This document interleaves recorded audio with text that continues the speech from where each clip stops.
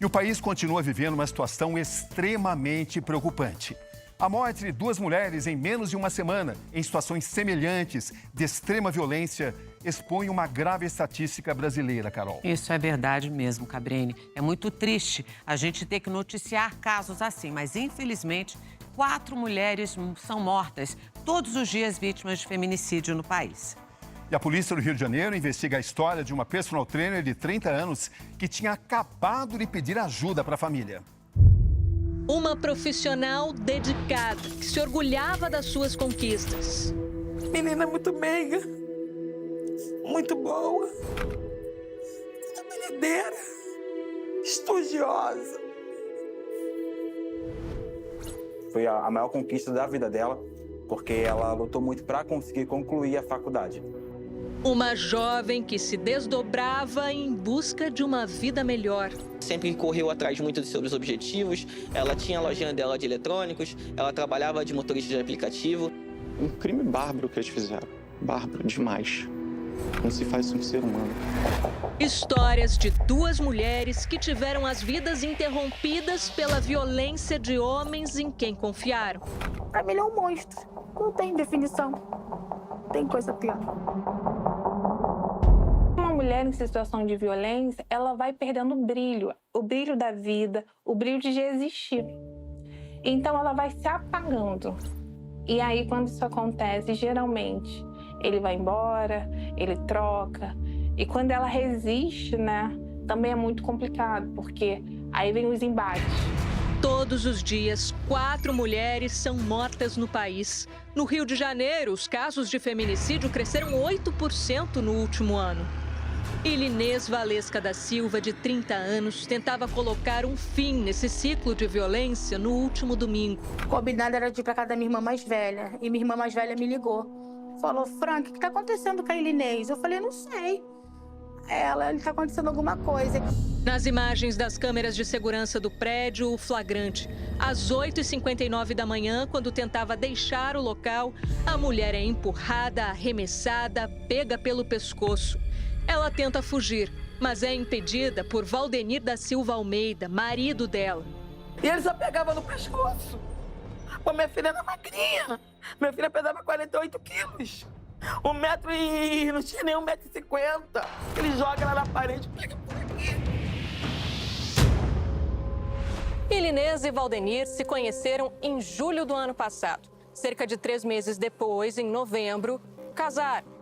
Na época, ela morava sozinha, em outro endereço. Deixou tudo e veio para o apartamento dele para uma nova vida a 2. Mas pouco tempo depois do casamento, a violência teria começado, física e psicológica. E quando ela tentava terminar o relacionamento, era lembrada que sairia daqui sem nada. A disputa pela permanência do imóvel se tornou, então, mais um motivo para as brigas.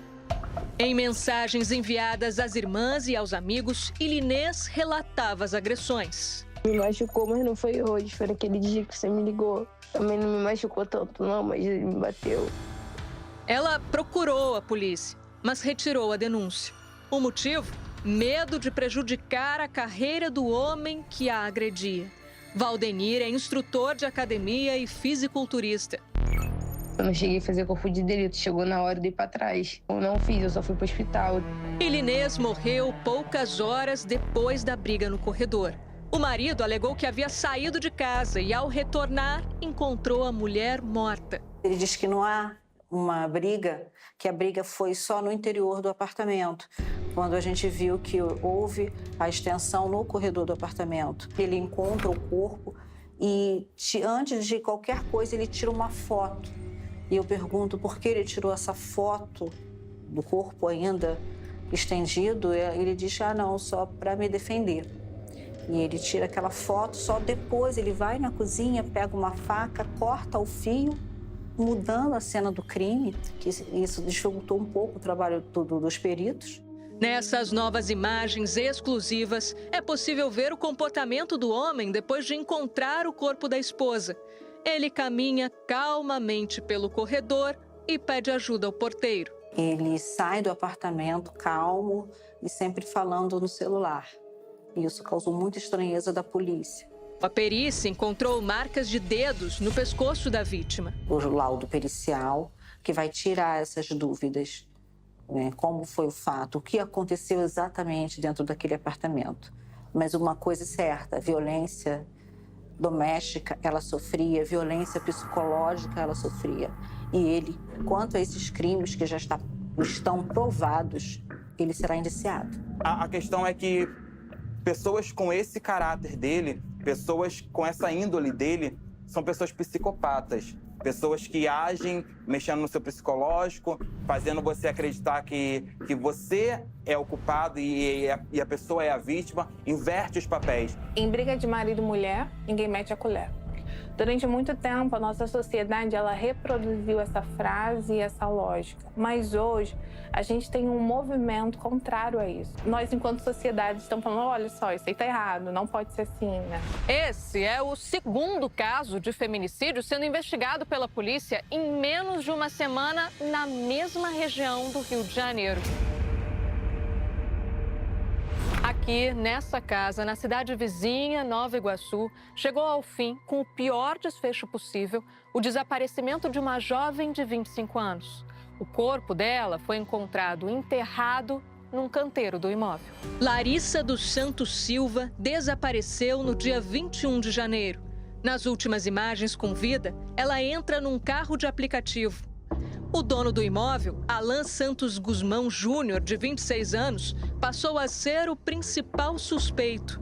Conseguimos identificar o motorista que fez esse transporte, né, da Larissa até a residência do autor. E esse motorista prestou depoimento, inclusive mostrou os dados da corrida, onde dava para ver que o solicitante era o Alan. Eles se conheceram como toda menina se conhece. Você fica com um rapaz 2, 3 vezes, você fica com uma menina 2, 3 vezes e é um relacionamento hoje normal, entendeu? Mas isso tem muito tempo, isso tem 5, 6 meses atrás. No último domingo, Alan e a esposa, Leandra Victória de Souza Fortunato, de 22 anos, foram presos na região serrana do Rio.